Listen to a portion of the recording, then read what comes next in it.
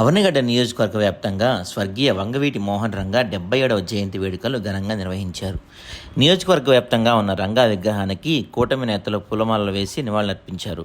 పేద, బడుగు, బలహీన వర్గాలకు ఎప్పుడూ అండగా నిలబడిన మహోన్నత వ్యక్తి స్వర్గీయ వంగవీటి మోహన్ రంగా అని పలువురు నేతలు కొనియాడారు.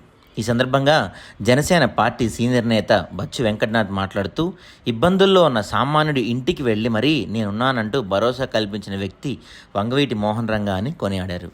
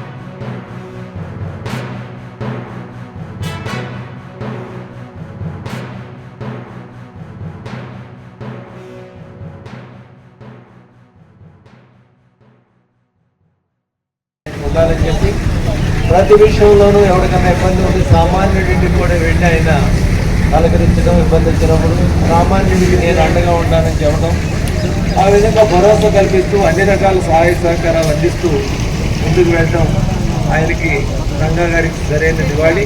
అందువల్ల ఈ కార్యక్రమాలు చాలామంది చేస్తూ ఉంటారు, కానీ ఆయన చేయడం వల్ల కూడా రంగా గారికి ఖచ్చితమైన నివాళి కార్యక్రమం చేయడం చాలా సంతోషించదగిన విషయం. అందుకు మరొకసారి గారు ధన్యవాదాలు.